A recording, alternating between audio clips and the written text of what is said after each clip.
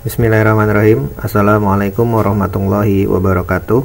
Alhamdulillahirrabbilalamin. Wassalatu wassalamu rasulillahi ajmain. Pada video kali ini saya ingin membahas tugas yang lalu ya. Di pelajaran Administrasi Sistem Jaringan atau biasa disingkat ASJ. Walaupun ini saya bahas sekarang, bagi yang belum mengerjakan harap dikerjakan, tetap dikerjakan supaya ada nilainya ya. Sini yang belum nama-namanya ini ya, nanti insya Allah saya post juga di Teams. Atau bagi yang sudah tapi terlambat mungkin ada ya, namanya masih ada di sini ya, tidak mengapa, nanti insya Allah saya periksa. Yang belum harap segera dikerjakan, walaupun sudah saya bahas jawabannya pada video kali ini ya, supaya ada nilainya. Saya ke pertanyaan. Oh ya, sebelumnya juga ada beberapa siswa yang menjawabnya diketik ya. Saya minta pada tugas mendatang diikuti saja instruksinya. Di sini instruksinya, jawablah pertanyaan berikut, kerjakan di buku ya, di foto dan diupload ke sini. Artinya ya, saya minta dikerjakan di buku ditulis ya, di buku tulis. Baik, nomor 1, apa yang dimaksud dengan file server? File server adalah tempat menyimpan file pada salah satu komputer ya, seperti ini. Jadi di dalam jaringan itu seringkali ada berbagi ya, seringkali ada berbagi file.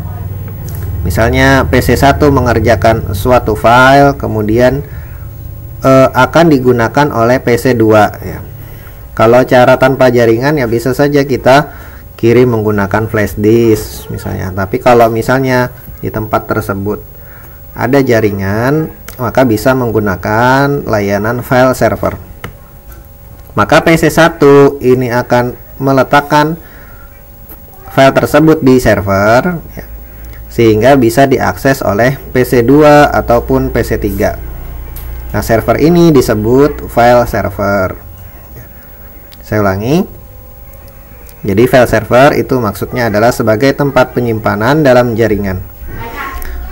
Misalnya PC1 itu mengerjakan suatu file atau mempunyai suatu file, kemudian ingin digunakan di PC2 atau PC3, bisa di-sharing menggunakan atau dikirim, bukan dikirim ya, tapi di-sharing lebih tepatnya, di-sharing menggunakan layanan jaringan file server. Sehingga PC1 ini akan menyimpan file tersebut di server dan bisa diakses oleh PC2 dan PC3. Dan file server ini juga bisa men-sharing printer ya, atau alat perangkat lah yang lain, bisa printer, bisa scanner, sehingga PC1, PC2, PC3 ini menggunakan perangkat ini bisa bersama-sama. Kalau misalnya perangkatnya terbatas ya, cuman satu misalnya. Namun dalam tugas asli file server, tugas pokoknya itu adalah sebagai tempat penyimpanan supaya bisa diakses oleh komputer yang lain pada satu jaringan ya. Ingat, ini mereka harus dalam satu jaringan ya. Kalau ada lagi komputer yang berbeda jaringan di sini misalnya tidak nyambung dengan server ya, maka misalnya PC4 tidak nyambung dengan server ya, maka PC4 tidak bisa mengakses file yang disimpan oleh PC1 tadi. Selain itu, tugas file server itu juga bisa sebagai autentikasi ya. Jadi misalnya PC1 share file, naruh file di server, kemudian PC1 ini hanya ingin berbagi dengan PC2 misalnya. PC3 tidak ingin dibagi. Misalnya PC1 ingin bagi sama PC2 saja, PC3 tidak bisa dibagi ya, maka file server ini bisa autentikasi user ya. Jadi untuk mengakses file tersebut akan ditanya user sama password ya, akan ditanya user sama password. Dan yang boleh misalnya mengakses file yang di-share oleh PC1 tadi adalah user PC2 saja ya. Jadi cuman berdua yang bisa sharing, PC1 sama PC2, dan itu juga salah satu layanan file server ya. Jadi di file server itu juga ada manajemen usernya. Tidak semua file itu bisa di-share, bisa kita pilah dengan autentikasi user. Itu mungkin untuk menjawab nomor 1 ya. Nah, saya tidak menyebutkan secara persis pengertiannya, tapi saya penjelasannya seperti itulah. Sebutkan nomor 2, sebutkan perbedaan file server dengan cloud server. Pada prinsipnya file server dan cloud server itu sama. Namun perbedaannya adalah cloud server itu digunakan jaringannya via internet. Ya, cloud server digunakan jaringannya via internet. Sedangkan file server ini lebih ke jaringan lokal saja. Jadi kalau cloud server itu juga kita sebut file server juga sebetulnya tidak mengapa. Cuman tidak biasa digunakan istilah file server untuk jaringan internet ya. Kalau jaringannya itu internet ya, misalnya servernya ini bisa Google Drive ya, macam-macam ya tempat penyimpanan di cloud, ada Google Drive atau seperti Instagram, IG itu juga sebetulnya cloud ya. Cuman kalau IG yang disimpan itu foto, video, YouTube ya, itu juga cloud ya. Karena pada hakikatnya yang disimpan di IG atau di Drive atau YouTube itu kan bentuknya file ya, walaupun dia jenisnya video ataupun gambar, intinya kan file. Dan kalau medianya adalah internet, jaringannya itu adalah jaringan internet, maka bisa kita sebut cloud ya. Prinsipnya sama ya. Kalau Google Drive mungkin ada linknya yang dibagi, bisa juga dengan user-user ya. Google Drive juga bisa autentikasi user, artinya yang dibagi hanya user tertentu saja. Ya, pada prinsipnya sama antara file server dan cloud, cuman perbedaannya adalah skala jaringannya. Kalau file server ini lokal, kalau misalnya cloud ini internet ya. Namun pada cloud ini tidak ada layanan berbagi printer ya, karena internet ya. Kejauhan kemana printernya, servernya kan kita tidak tahu letaknya ada di mana. Kalau berbagi printer itu seringkali printernya itu ditaruh di server. Itu menjawab pertanyaan nomor 2. Sekarang nomor 3. Apa yang dimaksud dengan Samba server?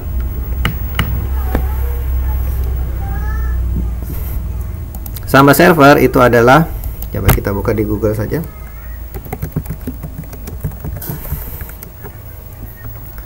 Samba server. Di sini ada dari Wikipedia, coba saya buka juga.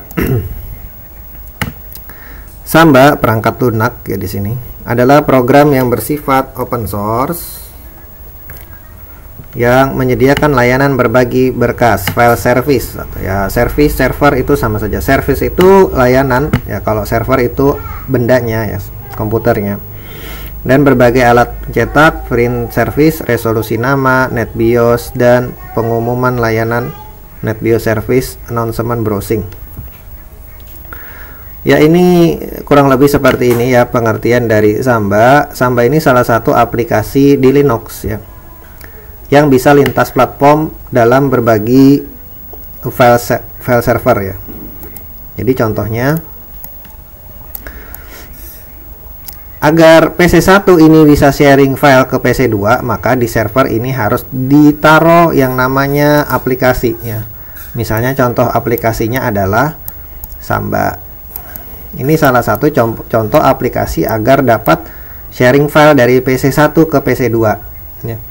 Jadi aplikasi untuk file sharing atau file server pada Linux itu adalah Samba ya. Pada Linux, bisa Linux ya umum ya, namun kita akan di pelajaran insya Allah memakai Linux Debian. Jadi Samba ini memfasilitasi file server ya. Kalau file server tadi itu adalah layanannya ya, sedangkan Samba ini adalah aplikasinya. Sama halnya dengan Cloud tadi. Cloud itu nama layanannya, namun servernya kan ada Google Drive, YouTube, IG ya, seperti itu. Sedangkan di file server ini namanya Samba ya, dan ini lokal ya. File server ini adalah layanan lokal, tidak internet. Namun bisa juga Samba ini diletakkan di internet juga bisa ya.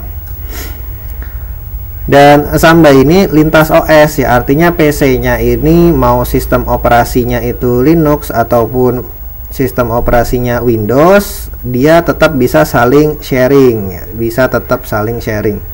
Apapun sistem operasinya pada PC kliennya. Yang jelas servernya ini adalah Windows, Linux ya, karena diinstali Samba. Ini adalah salah satu aplikasi pada Linux.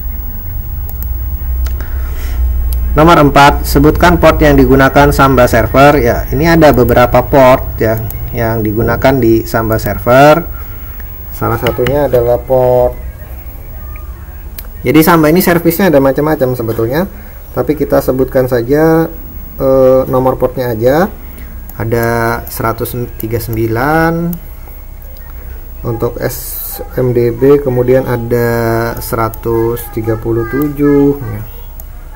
Untuk mencari port gampang saja ya, sebetulnya kita cari di Google.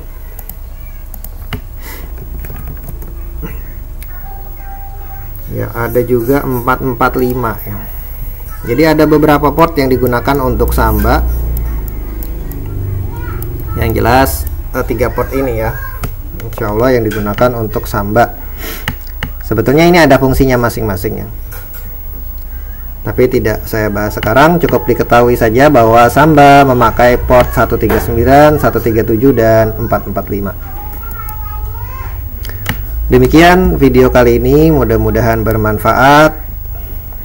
Saya akhiri. Assalamualaikum warahmatullahi wabarakatuh.